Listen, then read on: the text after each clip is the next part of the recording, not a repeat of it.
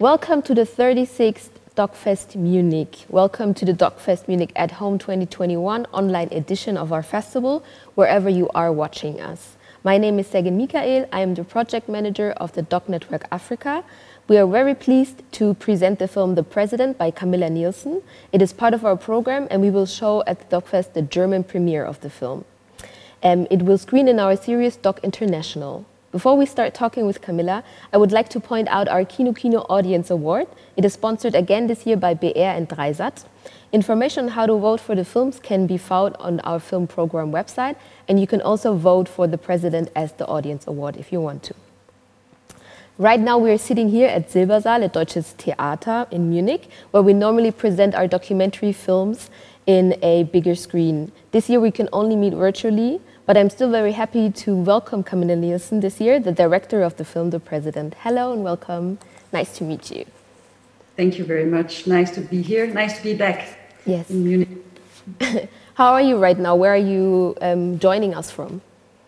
I'm in my home in Copenhagen, where our film festival here, CPH Docs, just started last week. So we have lots of screenings and events going on in the city. But we're also online, of course, like you are, due to the pandemic. But it's still wonderful to be here in my hometown for this festival. Thank you for joining us. Before we start with the questions, maybe you could quickly summarize the plot of your film for all the audience members who have not seen it yet, but are thinking about watching the movie. Sure. President is a film about the 2018 presidential election in Zimbabwe. It was a very special election because 3 months before, President Robert Mugabe, considered a long-time dictator in the country, had been ousted in a military coup. And so this was the first election since the country's independence in 1980, where President Mugabe was not on the ballot paper. And so there was a lot of excitement and euphoria and also hopes that this election would be free and fair and that it would be the first step into a new founded democracy because during Mugabe, the authoritarian rule was pretty harsh. Yeah. Your film, as you said, plays in Zimbabwe. Your previous documentary film, Democrats, plays at the same place. And what is your connection to the country and how did you gain access to your protagonists in the film, especially Nelson Chamisa?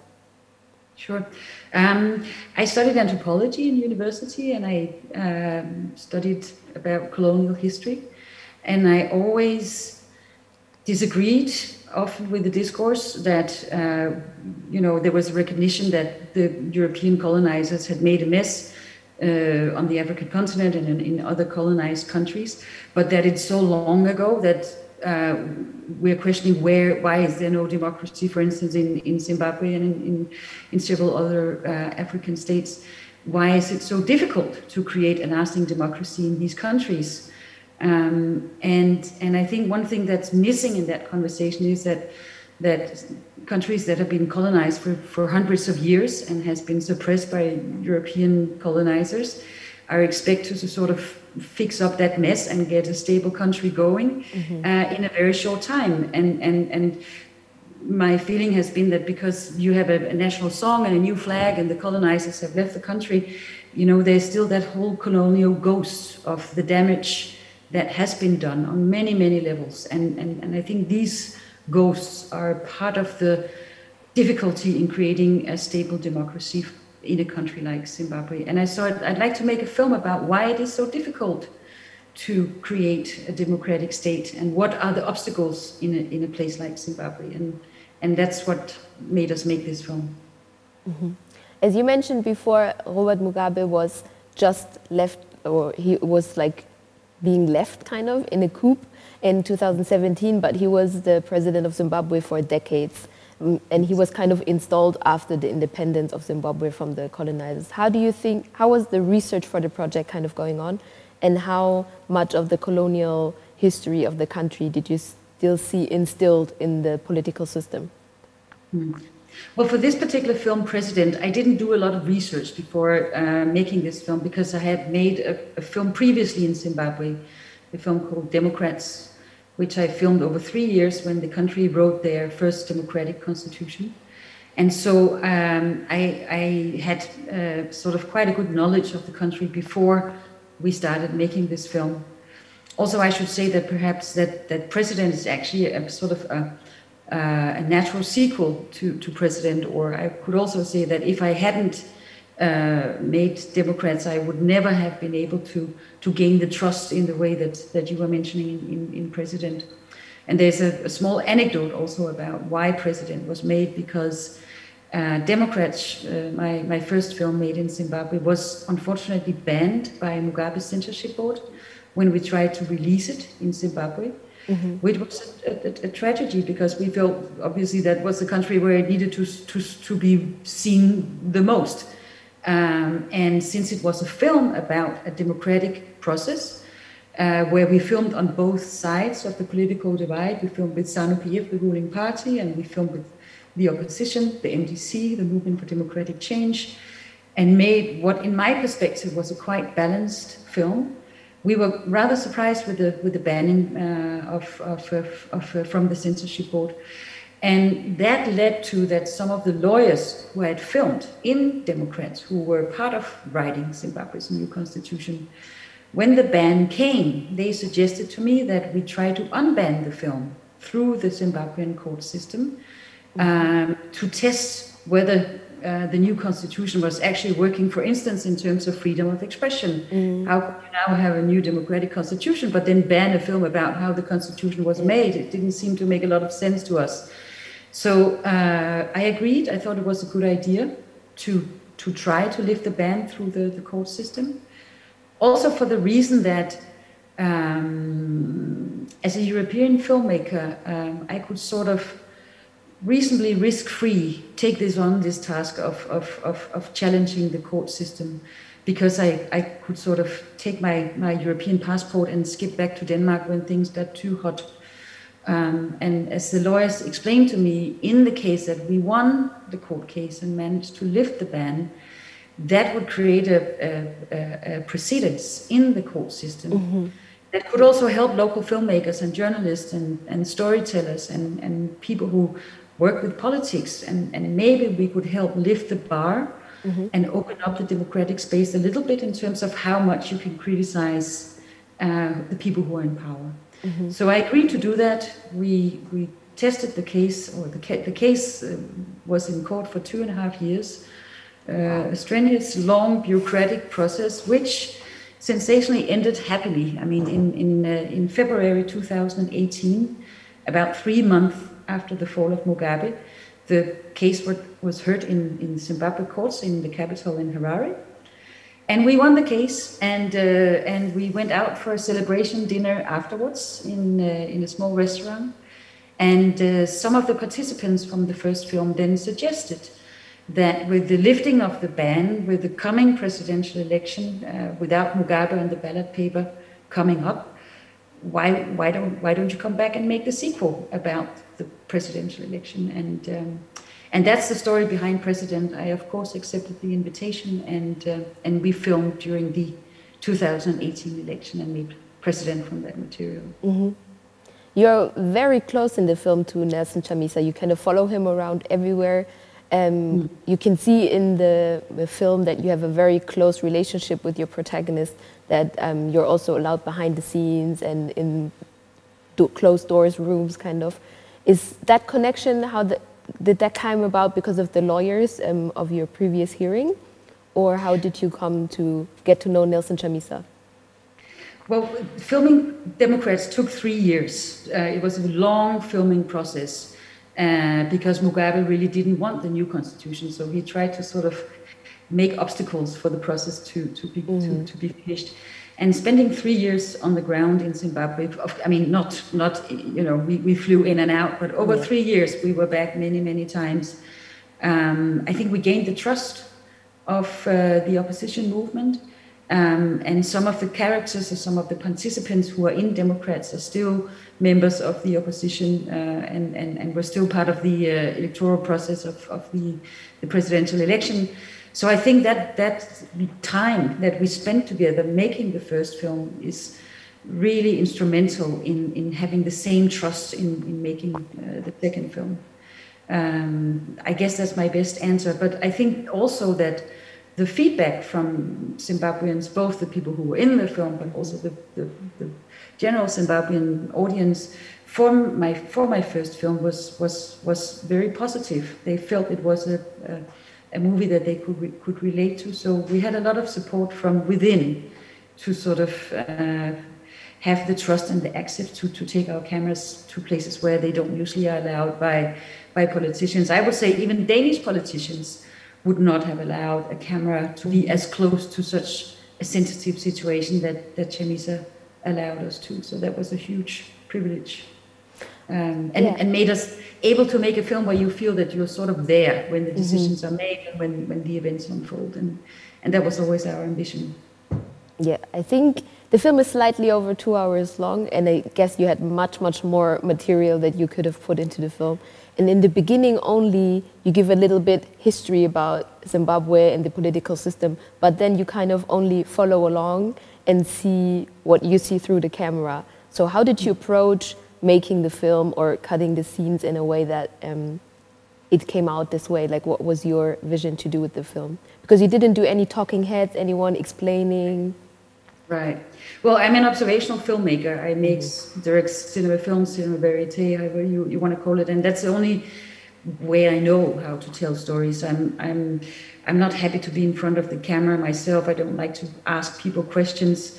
I'm trained as an anthropologist, and I'm sort of implemented that methodology in filmmaking, where you try to arrive in a place where you're about to make your film with as blank a canvas as you can. You try to leave your own luggage behind the best you can and have an openness to what you're experiencing. And that's also how I do when I make my films. We film as much as we can. We roll from morning to evening if possible. And I don't have any foregone conclusions or scripts or hypotheses about how this is going to go. When we film, we just observe, and in that instant, everything is important. And it's not until I get back to the editing room and I've watched the footage through a few times that the structure and the storyline and what scenes are in and what scenes are out sort of start to take shape. And I think, my hope is that this film will be of interest to Zimbabweans, of course. It's their story, it's their election, it's their history. But I also think that it's important that people outside Zimbabwe are aware of what's going on, because it's not for me just a question about whether the election was stolen or not. It's also the fact that there's a regime in place right now which have continued the human rights abuses, continued some of the authoritarian tactics that Mugabe is known for. And that's not what Mnangagwa told the international community after the coup in 2017. He promised he would create a new and founding democracy, that he would have a free and fair election. And I'm not sure, I believe he lived up to that promise. I think I'll say that without spoiling the plot too much. Yeah. We can spoiler a little bit the plot, because it is okay in this kind of Q&As. Because we're talking about also, I think that's where you grasped the connection to us back. Because in the movie you also see how like all the other state presidents, the UN, and kind of they congratulated Emmerson Mnangagwa for his win in the election, while the opposition was questioning if the election was fair and equal. So it's kind of also how the West is still supporting those kind of presidents and the elite in the country that are stifling the democratic process. Exactly. Well, I think that, there are many points with this film, but there are two main points that I'd like to make. And besides the fact that the election was not free and fair, and that's a new story that hasn't really been told. I think, it's not breaking news in Europe on European television if there's a bit of violence or an election in Africa was not free and fair. It's hardly even mentioned. And I think that's a mistake. I think elections is some of the most precious things we have in our democracy, and if they are not free and fair, I think what comes after doesn't even matter. So that ritual has to be sort of observed. But another thing, another point I also hope to make with the film is, as you have seen, there are several scenes where we meet the international observers who came to Zimbabwe to observe the first supposedly free and fair election after the fall of Mugabe. Mugabe hadn't allowed international observers into the country for a long time. So the general Zimbabwean population was very excited about this. Finally, there would be someone who could keep the ruling party in check. I think people should make up their own mind, but my personal point of view is that we didn't do a good job in terms of the Zimbabwe election in 2018. We came, we observed, and we left. And I think the problem with that is that if we agree to be part of this as observers, we are given a trust by the Zimbabweans that things will go more fairly this time. And when we then don't do the job or don't finish the job, I mean, this is not a critique of the particular observers that were there. It's more the system in general, because it's not up to the observers to decide whether the election was free or fair, but to raise awareness if things are not right. And if we don't do that, probably, but we have been present during the election, in some way, we are helping authoritarian regimes to legitimize these elections, which I'm sure is not the purpose, but President Mnangagwa can now say the election was free and fair. We had, a huge amount of international observers here. They haven't, shouted out that, they've made some compromise conclusions that it was not entirely free and fair, and some things could be better, and some things were a little bit better indeed than in the former years. But for me, that's very muddy, because either an election is free or fair or it's not. And I think the conclusion to this, people have to make up their own mind after watching the movie, but I hope to make a point also about that if we take on the responsibility to come to a foreign country as observers, I think it would be, it would be much more helpful to the countries if we actually had some sort of authority to call the shots in a better way. Otherwise, like I said, the risk is that we help legitimize these presidents who can then say, but the EU were here, they didn't say anything, the US observers were here, they didn't say anything. And I think that's a point that I hope the film also takes home. Yeah, definitely. And I think also what you can see in the film is also in Democrats and in the president, you can see the hope of the population for a new government, for someone who is actually fighting for their people. And I think that's important also to view, is that most of the times in the headlines we only read about the election and who won and who didn't, but we never hear about the support by the population and how they're actively trying to change the system, but they're like blocked on so many ways on the road. And I think in the president you can see how Nelson Chamisa is like talking to his constituents, and they're like raising their voice and saying like, we really want you to fight for us and we think you are like the right president right now. And in the end, spoiler, he doesn't win the election, but you can still see that he raised hope in those people, and that they're ready to fight for a better government, and they're not accepting what they have right now. Exactly, and I think that's a very important point also, because I think it's not a very hopeful film in a sense, but I think if you look beyond the film, there are small rays of hope. Both, I think, in Chamisa, he's a young Democrat. He has been under a lot of pressure, even in 2007 when he was attacked. And there's a clip in the film where he's in a hospital bed and his skull has been cracked, and he's in a very, very poor state. The thing he says in that state is still that we have to fight for this in a peaceful way. There are civilized ways of dealing with political problems, and it's not violence. I think, he's 43 years old. I think someone who can still maintain to be democratic under so much pressure, there's some hope in him. I think there's also a lot of hope in the young population of Zimbabwe, because given the constraints in creating a lasting democracy, it's sort of on everybody's mind. I saw a survey recently that was made by amongst the young generation in Zimbabwe, and the number one priority they had all said was the right to vote, a free vote, the right to give a free vote. In my country, it's in that same segment. It's the right to keep my PlayStation in my room as long as I want. I mean, my point is that there is really an awareness about the importance of democracy. There is a big desire in the population to have a democratic state. And people fight very hard for it. And they are very relentless and brave and resilient in this fight. And I think that's a beautiful thing that also should leave the audience with some hope. And finally, I'd like to say that in the next election for presidency in 2023, I believe that, you know, this segment of young people have grown even bigger, and there's a larger part of the population that has turned 18 and are able to vote, and they want change. Yeah, definitely. I think also I saw some point that the ages between 18 and 35, nearly 50% voted for Nelson Chamisa. So as they are getting older and the older population is going kind of away, then I think there will be a much bigger movement. At some point they can't stop them anymore, I hope, hopefully.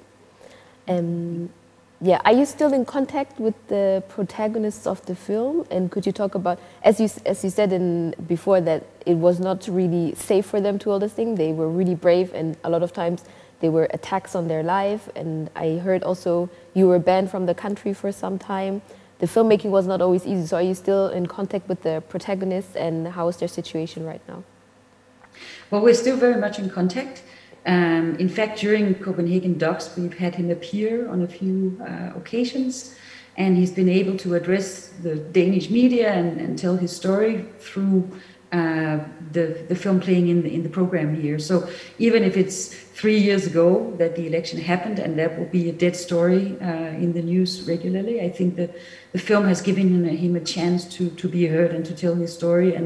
And of course, what they all want to know is what was it like to be 42, or at that point, I think 40 years old, 41 years old, and having won the presidency, or at least it seemed like that. We don't know for sure, but that's the general perception. And then it was taken away from you. How are you now? And I can report he's very well. He's still fighting. He has an endless optimism and sort of constructive approach. The struggle goes on. I think a lot of people would have gone back. He's a lawyer as well, and maybe practice law or do something less stressful, but he's still in the struggle. So yes, we're very much in contact. We spoke yesterday, I think. I think you also asked if they had seen the film. Yeah, if you had the possibility to screen The President yet in Zimbabwe, or if they have seen the film. The protagonists of the film have seen President, of course, because I needed them to approve the film before we released it to the world. Most of the people who have, all the people who have major participation in the film have seen and approved of the film, and we've also discussed certain details and made sure that they knew how they appeared in the film. But the finished film has not yet been screened in Zimbabwe. We need to apply for another permit for distribution. It's a longer process, but it's absolutely our top priority to get the film out in the Zimbabwean, to the Zimbabwean audience as soon as possible. Also, not just to the people who live in the cities. I mean, it's a bit of a logistical challenge. There are problems with electricity. Not everybody has access to a computer. We're in the middle of a pandemic, the cinemas are closed. So it's going to take a bit of time to logistically roll out a screening series in Zimbabwe, but we are working hard on it, and it's going to happen. And we're going to make a Facebook page specifically for Zimbabwe, where people can tune in and follow news and find out when it will screen in their area. And it's all in the works. You mentioned before that the Democrats was now legalized to be shown in Zimbabwe. Have you been able to screen that, or do you want to screen it together with The President? We would love to screen both films together. I think actually the film about how the Constitution was made and how the first election after the fall of Mugabe is sort of one continued story. But it's our aim to get both films out. The banning of president was cleared on in the end of February 2018. And before I got the piece of paper to actually distribute the film legally, it took another 2-3 months. I think we were in May or June before we got the physical permit to do it. And in June, I started recordings for this new film. And so that's one reason why we haven't had time to distribute Democrats in Zimbabwe yet. Another reason is that the Ministry of Information in Zimbabwe, although the film is now unbanned, filmed that the political climate in Zimbabwe around election time was maybe a little bit too sensitive to start a discussion about the constitution making. So we decided to postpone it until after the election. But that is also in the works. And I should also say that we have ensured funding so that both films can be distributed for free in Zimbabwe. And we will make sure that educational institutions and every Zimbabwean who want to see either how their constitution was made or how the presidential election in 2018 unfolded, will make sure that it's readily available for everyone. Well, thank you so much for giving us all this insight in your film and explaining a little bit more. It was really interesting. Maybe a last question. You said you are working on CPH docs right now. Is there any new film projects you're working on or scripts that you're writing on right now? No, actually, we just finished editing this film very recently. And it's been a lot of work getting the film done. And it's been at 3 festivals, and now the 4th year at CPH Docs. So we've been very busy with that. And then I think as in a week's time, when CPH Docs is finished, I'm going to take a short break and think about my next project. But I don't have anything in the works right now. But maybe after the summer break, I'll have some more headspace to think about new projects. Well, thank you so much. We wish you all the best at CPH Docs. And don't forget, for the audience, you can vote for the president as the Audience Award from BR and Sat3. And yeah, if you have any last remarks or just... Well, I think this film is a film that's not easy to watch. And I think that if I was in a festival, and there was, we're living in a time of the pandemic and, things are rather depressing. We're sitting here on a screen talking instead of being physically together and enjoying the festival in Munich. And I know it's a lot to take in, a story about an election in Zimbabwe in 2018. So I just really want to thank people who had chosen to watch our movie. And I hope it makes them think about not just Zimbabwe, but also our own democracies who are failing in many places.